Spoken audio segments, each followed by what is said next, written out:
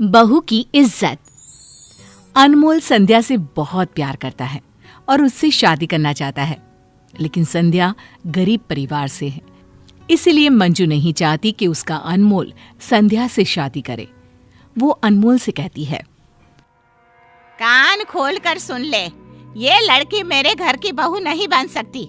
तेरी शादी उससे नहीं होगी जिसे तू चाहता है, बल्कि उससे होगी जिसे मैं चाहती हूँ, समझ गया? पर मम्मा, मैं उसके बिना नहीं रह सकता हूँ। ठीक है, अगर तू यही चाहती है तो मैं ये घर छोड़कर चला जाता हूँ, बस। मंजू और अनमोल में हमेशा संध्या को लेकर बहसबाजी होती रहती है। अनमोल इन सब से थक जाता है और एक रोज संध्या से कहता है, चलो ना संध्या, हम शादी कर लेते हैं। ये रोज रोज की चिक चिक से थक गया हूं मैं। मुझे पता है, लेकिन इस तरह से शादी करना क्या सही होगा? सही और गलत मुझे नहीं पता। ये बताओ, तुम मुझसे प्यार करती हो या नहीं?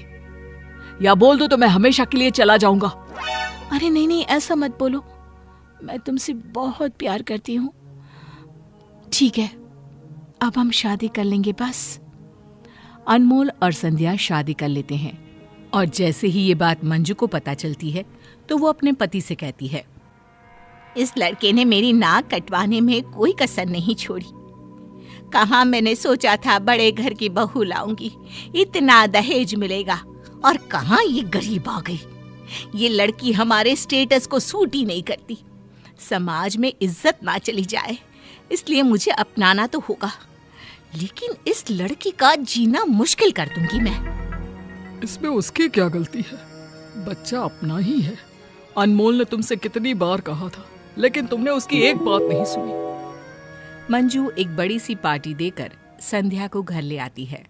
पार्टी में आए लोग पार्टी की वाहवाही के साथ संध्या की सुंदरता की तारीफ के पुल बांध देते हैं। संध्या की मुंह दिखाई में उसे बहुत पैसे मिलते हैं और कुछ ज्वेलरी भी मिलती है।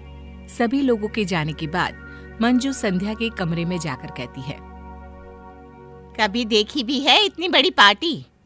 तुमने क्या सोचा, इस घर में तुम रानी बनकर रहोगी?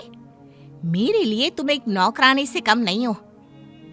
चलो लाओ, वो सारे पैसे गहने जो तुम्हें मिले हैं मुझे दे दो। तुम इन सब के लायक नहीं हो। मम्मी जी, मुझे वैसे भी इन पैसों का कोई लालच नहीं है। मुझे मम्मी जी मत कहो, ज्यादा भोली बनने की जरूरत नहीं है। संध्या अपने तोहफे मंजू को दे देती है और ससुराल के पहले ही दिन संध्या की आंखों में आंसू आ जाते हैं। अगले दिन संध्या ससुराल में पहली बार खाना बनाती है और संध्या सुबह से लगकर बहुत सारे पकवान बनाती है। लेकिन डाइनिंग टेबल पर जब सब खाने के लिए बैठते हैं और जैसे ही संध्या मंजू की प्लेट में खाना डालती है, मंजू प्लेट उठाकर फेंक देती है और कहती है, तेरे हाथ का बना खाना मैं कभी ना खाऊं।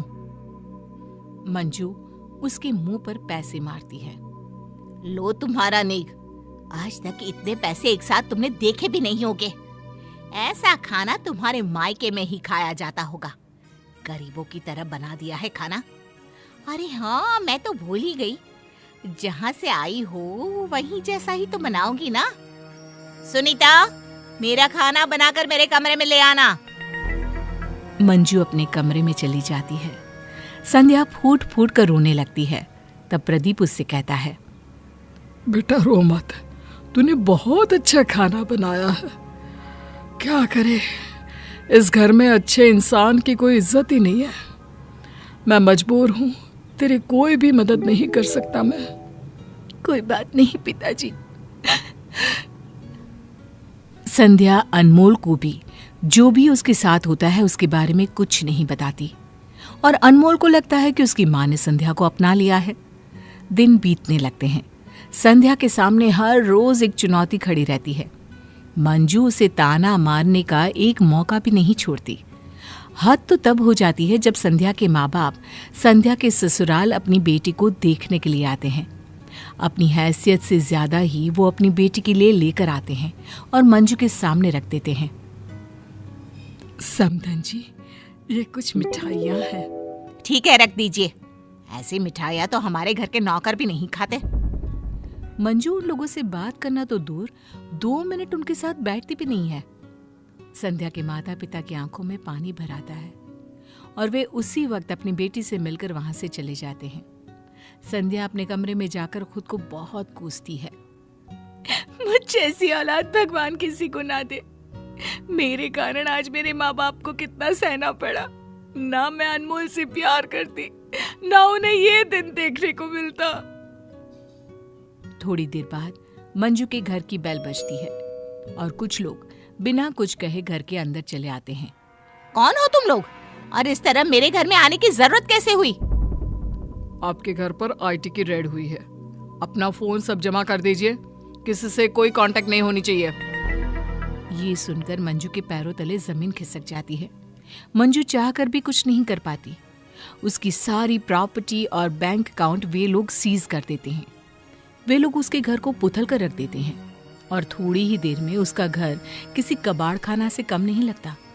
पूरे दिन तहकीकात करने के बाद आईटी वाले रात को जाते हैं। ये क्या हो गया? मैंने तो टाइम पर ही टैक्स भरा था, फिर ये सब कैसे हो गया? कुछ समझ में नहीं आ रहा। अनमोल भी नहीं है यहाँ, मैं अकेला क्या करूं? पूरी सोसाइटी में हमारी नाक कट जाएगी। उतने में संध्या वहां आकर कहती है, पिताजी आप टेंशन मत लीजिए, मैं सब संभाल लूंगी। I am CA. Sandhya business के पेपर चेक करती है और हिसाब किताब करने लगती है। उसे पता चलता है कि मंजू का सबसे खास आदमी ही उनके साथ धोखा कर रहा है। उसने टैक्स भरा ही नहीं और उनके बिजनेस पे भी बहुत सारे घपले कर रहा है। संध्या उसे पकड़ लेती है और अपने दिमाग और अपनी पढ़ाई का इस्तेमाल कर सब कुछ संभाल लेती है। सारे टैक्स क्लियर कर देती है और अपने ससुराल वालों को बचा लेती है। बहू मुझे माफ कर दे, मैंने तुम्हें हमेशा नीचा दिखाने का एक मौका नहीं छोड़ा, लेकिन आज तुमने हमें बचाकर ये साबित कर दिया कि ये अमीर गरीब कुछ नहीं होता। ईमानदारी से बढ़कर कुछ भी नहीं है। मैं खुश नसीब हूं कि तेरे जैसी बहू मिली। मंजू की आंखों में पछतावे के आंसू भर जाते हैं और संध्या कहती है, मम्मी जी आपने मुझे मन से स्वीकार किया, यही बहुत है मेरे लिए। मंजू ये अमीर गरीब के बीच के अंतर को भूल जाती है और संध्या को पूरी तरह एक बेटी की तरह स्वीकार कर लेती है।